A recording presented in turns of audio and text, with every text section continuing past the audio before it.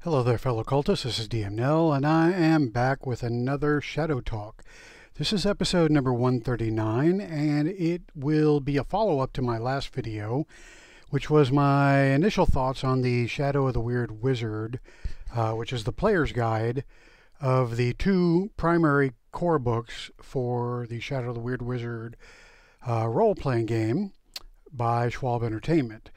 So in my last episode, I talked about the Shadow of the Weird Wizard Player's Guide, and I gave my initial thoughts. But since then, I have, kind of answered some of my own concerns from that initial video. So I want to talk about that a little bit. So that'll be the first part of this video. And the second part of this video is just giving my initial thoughts on the Secrets of the Weird Wizard, which is the GM's guide. All right, so let's first go back into my initial thoughts on the Shadow of the Weird Wizard.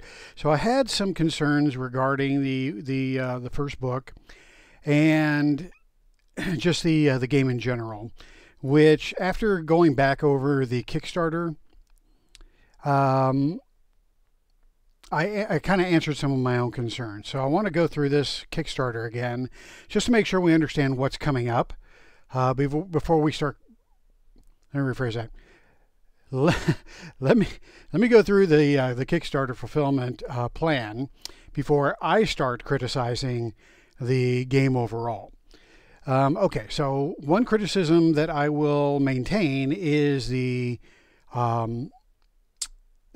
character sheet that ended up being in the Shadow of the Weird Wizard Player's Guide, and it's like I said in my last video, it's pretty generic. It's pretty plain, kind of boring. And I thought I had recalled seeing a fancier version, and I did actually. When you go into the Kickstarter, here's a sample character sheet, and it's very much more stylized than the one we ended up getting in the Shadow of the Weird Wizard. Now, I'm not really sure why he decided to go with that. My guess would be that the more boring one more closely aligns to a character sheet that you might see in D&D or in Pathfinder. It's a lot more straightforward. There's no style to it whatsoever. It's basically just a 3-column place to capture your stats and your equipment and all that stuff. This is what's in here is definitely more stylized, and this is kind of what I was talking about when you compare the current character sheet that's in the Weird Wizard Player's Guide to the character sheet in the original Shadow of the Demon Lord game. The Shadow of the Demon Lord character sheet is very stylized, being the pentagram with the stats organized around it. This is kind of in a similar format, although of course there's no pentagram because that's not what Weird Wizard is about. But still, it's very stylized, and it's very cool to look at. Is it as functional as the one we ended up with? Probably not. But I still like it, and I think this should be an option. I hope they do release this as an option at some point. Okay, so there was that. And let's go down to the actual what was unlocked in the game here. Okay, so these are all the things that were unlocked. A lot of stuff that is coming from Schwalb Entertainment for Shadow of the Weird Wizard. And so, one of the things that I complained about was that we didn't have here in the onset of releasing the Weird Wizard material, we didn't really have a campaign that we could sink our teeth into. Well, that's actually in the plan. There is a campaign that's coming. Now, there are a couple of things that are being fulfilled here that can be used as a campaign. Now, the first one is the 10 quests. And then we get more quests down below here, 10 more quests right there. But the 10 quests are going to be, if I understand it correctly, well, let's just look down here. One can never have enough quests. We'll throw in 10 quests, one for each level of play. usable on their own or part of a series. And each quest is around 5 pages. So this will be a supplement that will be coming fairly soon, I imagine.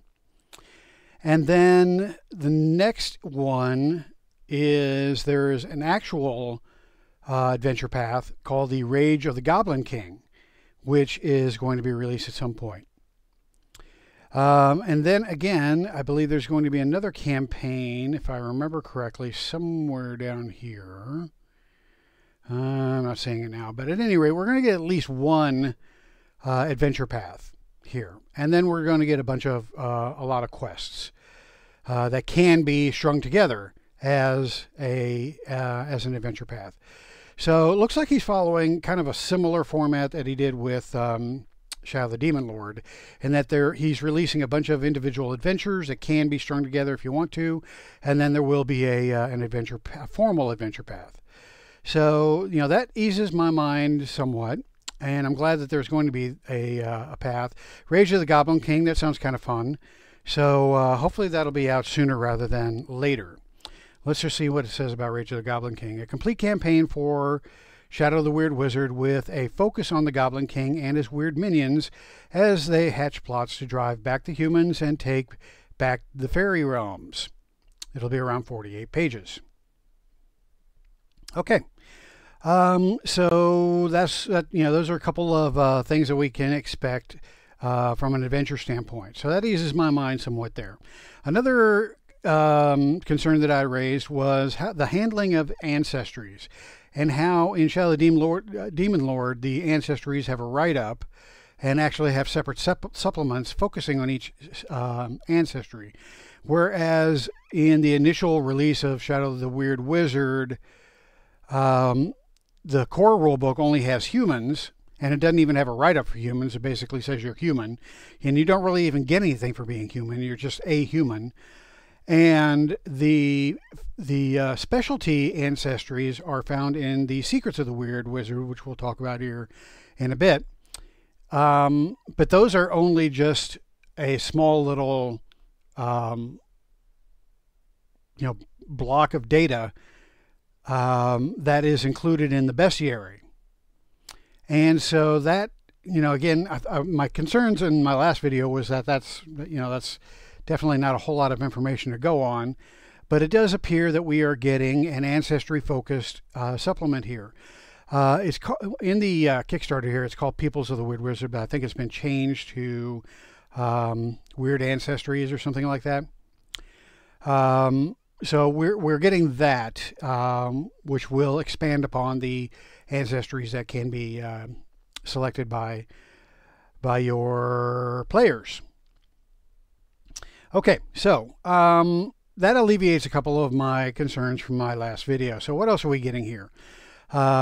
Gloria the High One kind of talks about that religion, the High One religion. And again, I criticized the High One as being kind of a generic name for a deity, but you can kind of handle that on your own if you want to.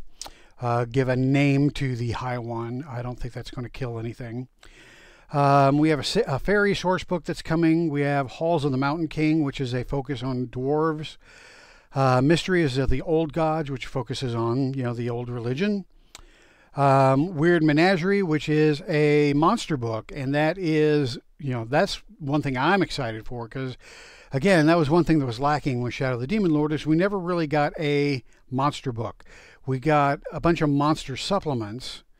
And we got a bunch of supplements that had monsters in them, but there was no monster book, other than what was presented in the bestiary in the Shadow of the Demon Lord core rule book. So Weird Menagerie, looking forward to that. Fury of the Ancient Ones, that talks about the Titans.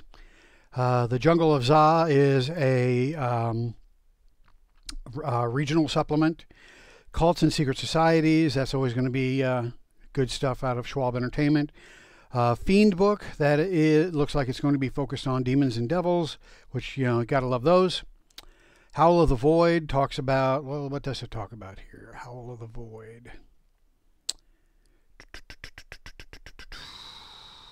Where is it? oh, here it is. 64-page expansion detailing Abaddon and the Void, demons, and the deadliest threats in the world. Oh, the Fiend book talks about the Netherworld and the fiends that dwell there. Okay, so that's the difference between those two books. So I want them both. Let's see. Then we get Doom of the Old Country. Again, more of a setting book. For the Forbidden City, again a setting book. And then we have an expansion. Let's see, Weird Treasures. So this will be a book with new oddities, artifacts, relics, magical places, and I want that. And then we got Free Companies of Four Towers, 128 book detailing the dungeons beneath the city of Four Towers. You definitely want that. And then the Lost Lands of Earth, which will expand the campaign setting to include other places in the world. Okay, so there's a lot of good stuff coming, which I think is going to, these things are going to alleviate some of the concerns that I had from my first video. So if you watch my first video and you're thinking, yeah, he's right, maybe this isn't such a great game, let me backtrack on that and just say that I think there's a lot of good stuff coming. Now, is this stuff going to be great? I don't know. We'll have to wait and see till it comes out. But based off of what we got out of Shadow of the Demon Lord, I think we can expect some good things, if not great things, coming from this Kickstarter fulfillment. My only concern is how long is it going to take to fulfill all this stuff. Most likely it's going to take years to get all this. Probably get the majority of this within the next couple, 2 to 3 years. I wouldn't doubt that it would take, up to 5 years to get all this stuff, given that this isn't the only thing Schwalbe Entertainment is doing. And, with continued output for Shadow of the Demon Lord and for all the other items that, or all the other games that Schwalbe Entertainment produces, it's going to take some time to get all that stuff out. So that's okay. We're not going anywhere. So I'll be anxiously awaiting for the fulfillment of all this stuff. Okay, so having gone over those concerns that I had from my last video, let's now talk about my initial thoughts regarding the Secrets of the Weird Wizard. So this one's going to be probably a bit more high level than my last video, simply because the final book for Secrets of the Weird Wizard is not out yet. This is kind of a pre-production version, but I imagine that Schwalbe Entertainment wanted to get this pre-production version out so that we can actually start playing the game.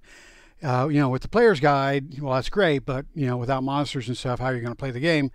So they released the Secrets of the Weird Wizard plus pre-production version plus the first quest, One Bad Apple, so that you can at least get a game started, which I appreciate. Now I believe that it'll probably be a month or two more before the finalized, and I say finalized, but it's most likely going to be an initial finalized version of the Secret of the Weird Wizard. But we won't get the finalized version of the Secret of the Weird Wizard until they actually send it off to the printer to get printed. Okay, excuse me. So Secret of the Weird Wizard is produced by all the usual suspects. You got Schwalbe himself, Kim Mohan doing editing, developing, Jennifer Clark Wilkes doing editing, additional development by Dan Heinrich, proofreading, Jay Spite. Then we have cover design, graphic design, and layout, Kara Hamilton, and then cover illustrator will be Jack Kaiser. Interior illustrations by a bunch of artists, which I'm not going to name. You can kind of read them on the screen here, mostly because I'll probably destroy the pronunciation of many of these names. So I don't want to do that, but I do want to always point out the contributions of the illustrators as they help bring any TTRPG visually to life. And then the cartography is by somebody by the name of Nim Dewhurst with Casgrove's maps. Yeah. Okay, so anyway, that's Secret of the Weird Wizard's production team. And then we'll have a table of contents. But since we don't have a table of contents, basically I'm just going to kind of thumb through this real quickly and give you my ideas on, or my thoughts on all this. Now, first of all, the sage is another word for the GM, or the dungeon master, which is fine. You know, you have Dungeon Crawl Classics calls their DM a judge, so we're a sage in this game. That's fine. I will always refer to myself either as a DM or a GM, so sage, that's, you know, whatever. Not really anything that I'll probably adopt. So you have your usual basics for how, you know, running games here in the first part. So let's just kind of skip over that. The first section of the book is Sage Advice, which talks about you know, the game information, saying yes, saying no. You know, a lot of good advice for GMs. I'm just kind of skim over this section here because I don't really want to talk too much about this. It talks how quests should be organized, how you can prepare quests, and running the quests, how you should have objectives, all that stuff. So this, obviously, this book is for GMs that are wanting to run the game. And it gives a little section here on starting at higher levels, buying and selling stuff. Okay, so you have life events for players can choose to avail themselves of the following tables to randomly determine if they experience any significant life events during their downtime periods. So you have some downtime life event tables that you can roll on. Here's some optional rules for playing beyond the level 10 cap. And then you have legendary talents, which is similar to what you have in Shadow of the Demon Lord. Then we talk about the world itself. This is the section of the book that I wanted to review when I first received this, because obviously the campaign world is what makes the game come to life. And, of course, that's if you're not playing in your own campaign world, which it still brings the game to life. But, this is this would be the actual core campaign world that comes with the game. And then, of course, if you choose not to use that, then you are free to create your own campaign world. But I generally stick with the core, what the game presents as a campaign world, before I start, moving off into my own creations. So this campaign world is Earth, and okay, so actually we haven't got into the campaign world as of yet, but this is interacting with things in the world.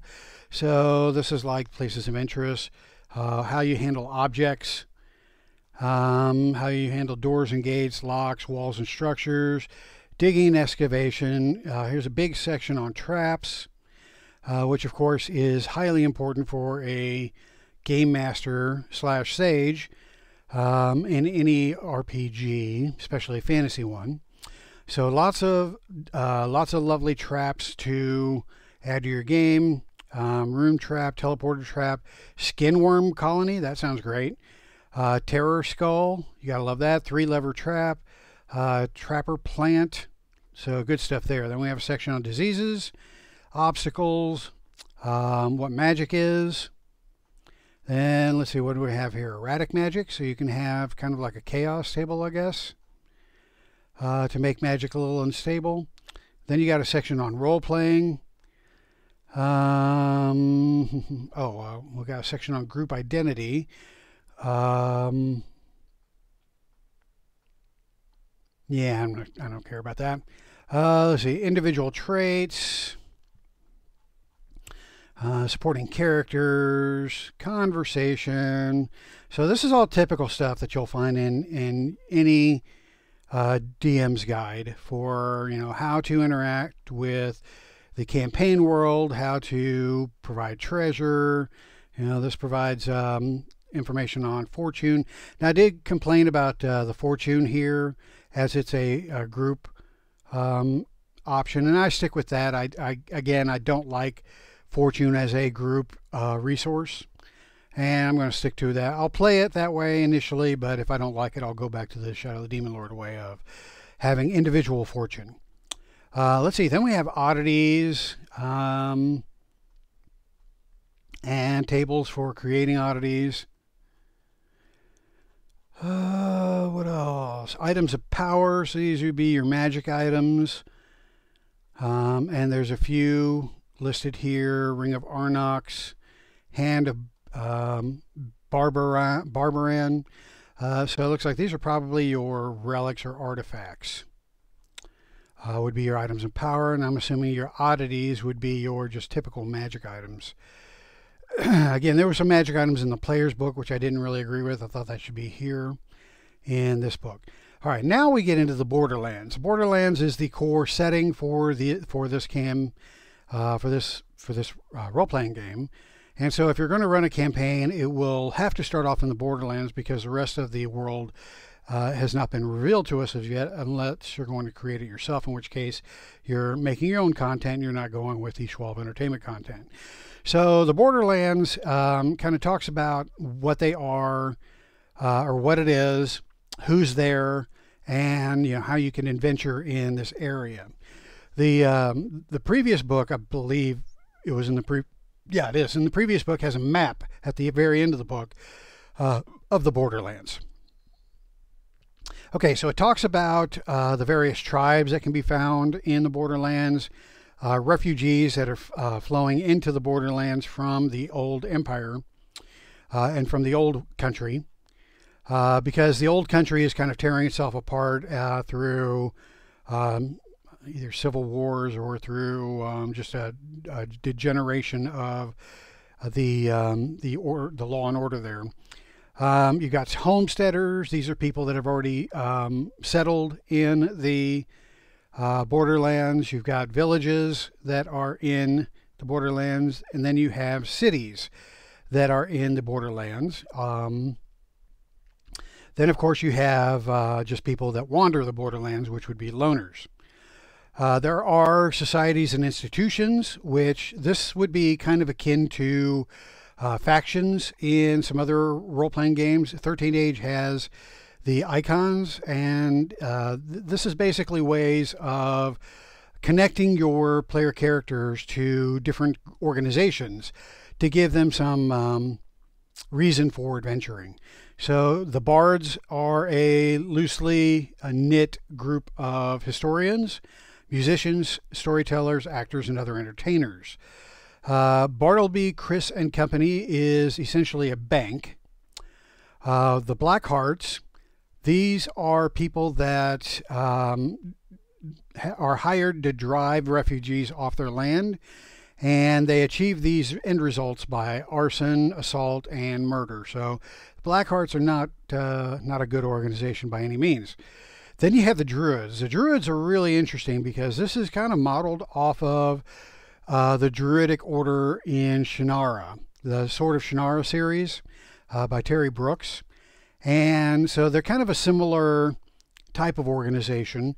Now, they're not exactly the same because, of course, in the Shannara books, the Druids are the organization that pretty much has a monopoly on magic.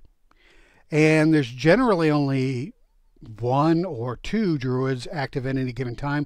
Now, of course, there was a period of time where there was a whole order of Druids that managed things, but that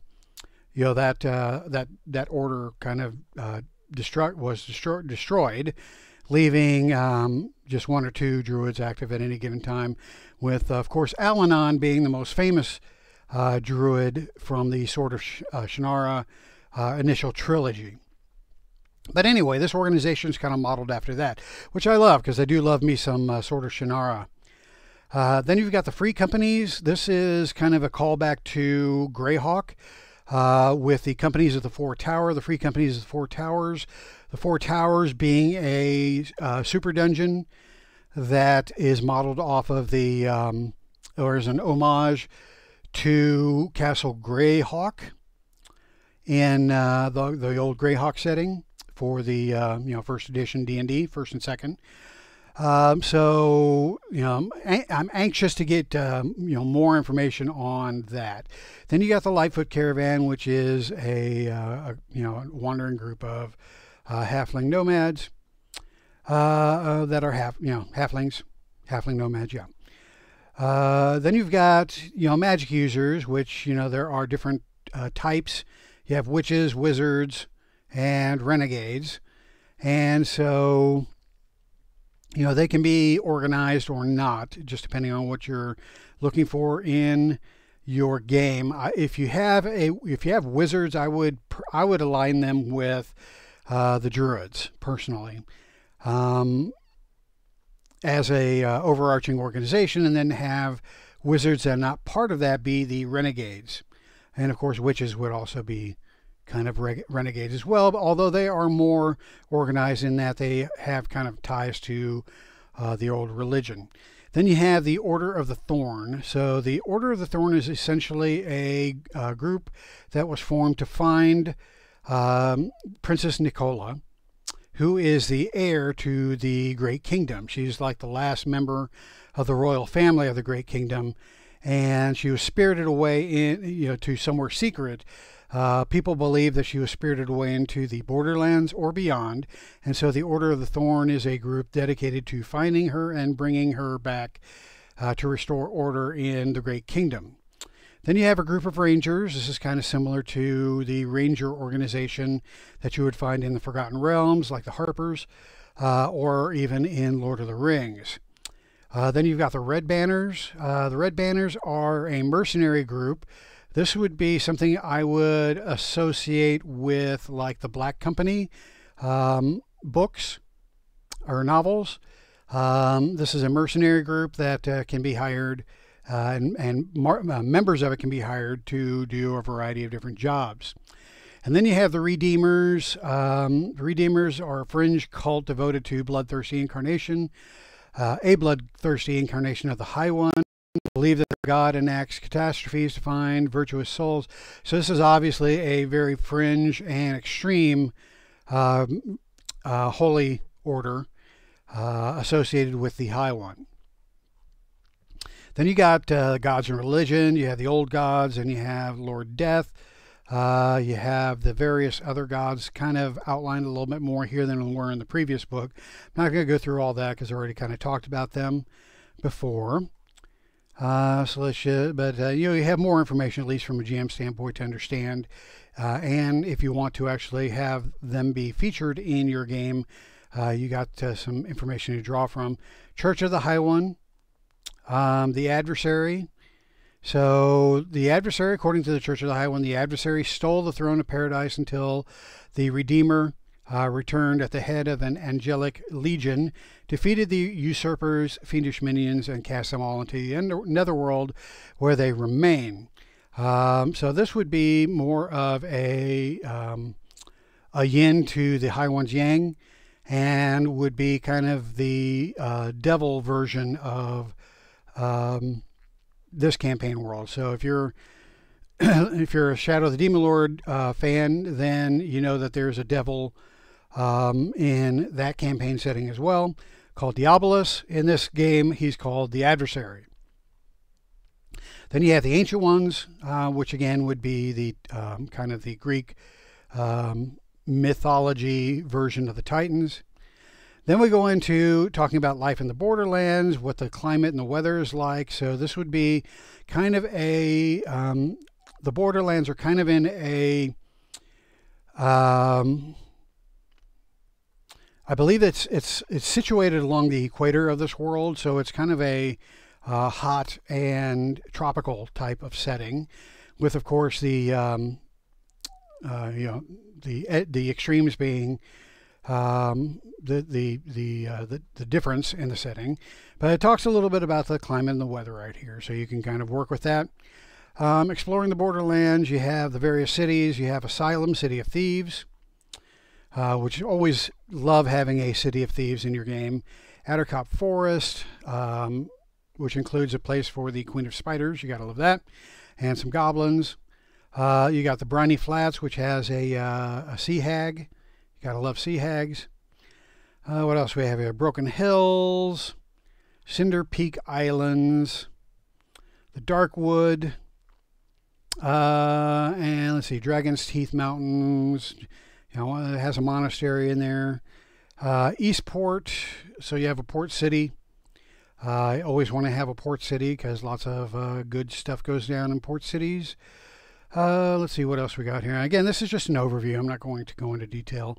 The Four Towers. Now, again, you know, this is something I want more information on because the Four Towers is going to have that huge mega dungeon in it that you can delve and come out with treasure, and that's what D&D was originally all about. Let me see here. Haunted Grasslands, Howling Dunes. So you got a variety of different type of regional areas in the Borderlands. The Khazud-lands. So the Khazud-lands, let's see, rainforest covers the northern slopes of the Dragon's Teeth Mountains all the way to the edge of the Sunrise Ocean. The land takes its name from the people who live here, a shipbuilding folk who have clashed with the Great Kingdom countless times, known as the Dragon Men, for their ships featured elaborate dragons as prows.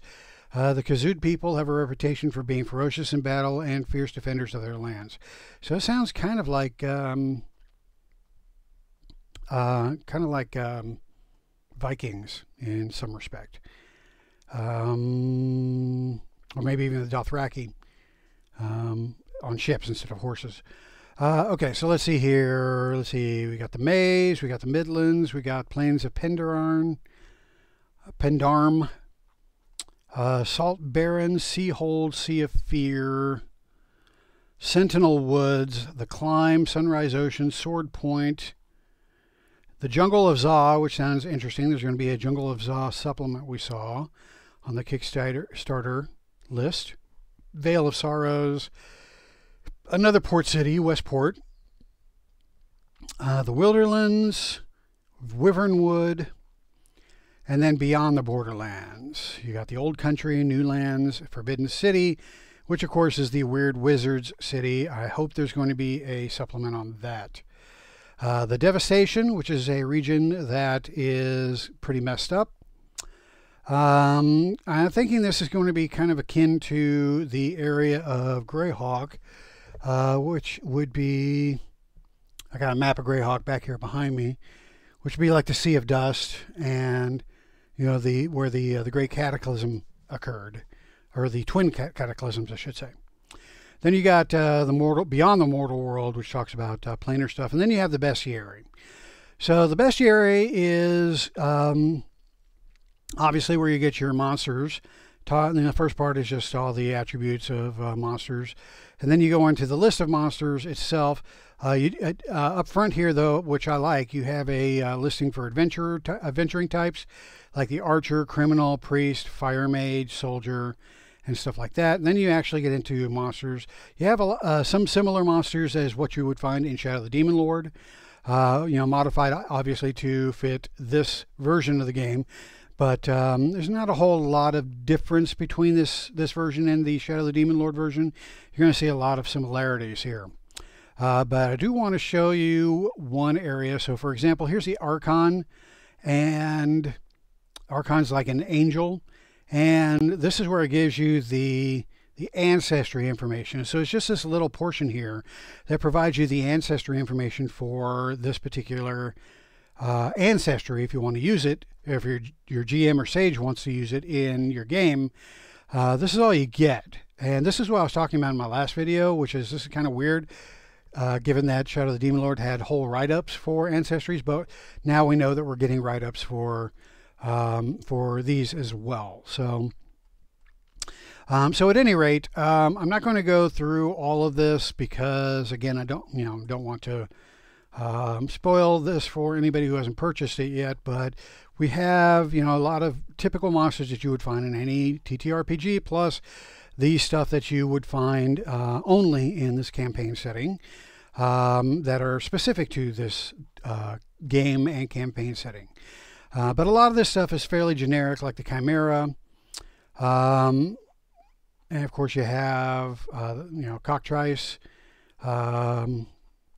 You have criminals, commoners, cultists, of course. Wouldn't be a Schwab Entertainment game without cultists.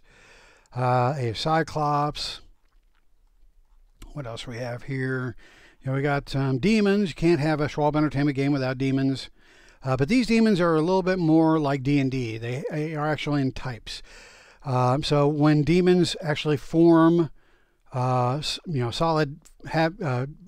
solid forms in the mortal worlds, then they are in basic forms that are categorized in types. So you have the type 1 demon all the way up to the type 6 demon. And you have stats for all that. Then you've got, stats for devils, dire wolves, dragons. You can't have too many dragons. And this, of course, just gives you one dragon. I would hope that we're going to get more dragons with different varieties. We did in Shadow of the Demon Lord, and I'm hoping we'll get it for Shadow of the Weird Wizard. If this is going to be similar to a Dungeons and Dragons type of game, then you have to have dragons. You have to have a variety of dragons in order to capture that feel. Of course, you have your typical elves in here. Fungal Hulks, that's a throwback to Shadow of the Weird Wizard. Gargoyles, ghosts, giants, gnomes, goblins. Goblins are bad guys in this game again, so in Shadow of the Demon Lord, they were actually a playable race. Not so much here in this game. Gorgons, guardian statues, harpies, headless. Okay, the horrid mother, that's another Shadow of the Demon Lord favorite. Incarnations, iron giants, jack-o'-lantern, kelpie, kobolds, kraken, and again some special stuff here. Leshy, Lamia. Those are pretty good fantasy tropes. Lycanthropes, lizard men, magic users. You have a man-bear pig, which I think is a South Park thing, which I find hilarious, but there you go. You have a man-bear pig. Mutants, muttering maws, again, throwback to Shadow of the Demon Lord, as is the Nis, Netherwraith, that's unique. The Ohms, those are unique to this game. And I think they're going to be potentially a major enemy or a threat for the campaign world. Poltergeist, let's see, Priest, Rager, Pumpkinhead. You got to love the Pumpkinhead. Rawhead, Reaper, Revenant, Salamander, Seraph, Shade, Sphinx, Swarms, Sylphs, Tritons, Troglodytes, Trolls, Unicorns, Vampires, Unseen, Vampire Bats, Void Shadows, Wargs and Warriors, White Worms, Wyverns, and Zombies. Then you got an index at the back here by challenge rating, which helps you when you're designing your adventures. And that's pretty much it. That is your Secrets of the Weird Wizard and the Sage book for the Shadow of the Weird Wizard. Now, so what are my thoughts? I believe that it provides what you would expect out of a GM book.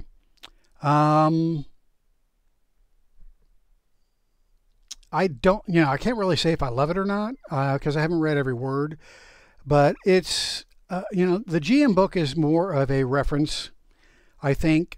If you don't know what you're doing as a GM, then obviously you need to read it. But if you're a seasoned GM like I am, then, a lot of the book is dedicated to stuff that you already know. So, that part of the book is just kind of a throwaway for me. I've been running games since the early 80s, so I know how to GM a game. The stuff that I'm more interested in is the setting stuff, magic items, and the monster part. So as far as that goes, it's got all the stuff that I would expect out of that. And I would expect that it's going to be expanded upon with supplements, just like Shadow of the Demon Lord was. So does it have everything you need to run a game? Absolutely. Could I run a game and a campaign right now just using the Secrets of the Weird Wizard and the Shadow of the Weird Wizard? Absolutely, I could. Now, would I do it the setting justice? Probably not, because I don't have enough information on the setting really to do it justice at this point. I would be making up a lot of stuff, which could, of course, be overridden by actual Schwab Entertainment stuff that's coming down the pike. If I were to create my own stuff, I would focus on regions of the Borderlands or even outside the Borderlands that probably aren't going to get a formal treatment by Schwab Entertainment. That way it is a region of the map that is mine and mine alone, that, you know, I can develop as I see fit and not have to worry about waiting for an official Schwab Entertainment supplement to make it official or to make it canon. But that's always tricky because, you know, once you get through the Kickstarter fulfillment, you know, 3-4 years down the road from now, Schwab is going to be looking for ways to expand it. And we've already talked about how there are areas of the campaign world that, you know, beyond the Borderlands, you know, beyond, you know, the Old Kingdom. And so, you know, will those eventually get treatments? Probably. So you have to be kind of careful, just and really just look at the campaign map and what the Kickstarter fulfillment plans on covering, and then just find a little area that you want to call your own and use that as your, you know, kind of like your mini setting within the larger setting if you really want to get started right away with your own homebrew material. That's not going to be superseded by an official supplement at some point. But you can do all that with the information that is provided here with the Secrets of the Weird Wizard. So overall, I give it a thumbs up. Yeah, I think it's you know, necessary information in order to begin running the game, when I'm once again glad that Schwab Entertainment decided to release it and let us at least get a preliminary view of what the finalized book is going to look like so that we can get games rolling. Now, am I going to get a game rolling? Well, I would like to. But I do want to wait until we have more formal information provided by Schwab Entertainment before I really get too in-depth into running a campaign. If I do run a campaign this year in Shadow of the Weird Wizard, it's probably going to be largely based on the quests that are released, and not a whole lot of you know, homebrew material. Once I'm comfortable with the game setting and the game rules, then I'll start branching out probably and creating my own homebrew stuff, which is what I typically tend to do with any new TTRPG that I adopt. But at any rate, that is, you know, still kind of up in the air because I don't know when I would actually be able to run a campaign in Shadow of the Weird Wizard. That depends on my current gaming group, which we are in the midst of a campaign currently, and we'll have to wait and see when that wraps up. Okay, so that is pretty much it for my initial thoughts on the Secrets of the Weird Wizard. So, I just noticed that for my main topic, I put my initial thoughts on Shadow of the Weird Wizard. Should say Secrets of the Weird Wizard, so I screwed up there. But I'm not going to redo this whole video just because I screwed up there. So you'll have to just take my word for it. All right, so that is it for this video. I want to thank you all again for watching. If you like my videos, please click the subscribe button. Click the bell icon when you want to know about when my videos are released. And of course, if you want to support a brother here monetarily, then you can do so by going into Roll20 and doing a product search for DMNel. And there you will find all my token sets that I've created for the Shadow of the Demon Lord, many of which can be used, many if not all of which can be used in the Shadow of the Weird Wizard. So that is it, and I am out of here. So hail to the Weird Wizard, I guess. And I will see you in my next video, if I can figure out how to turn this damn thing off. Hail.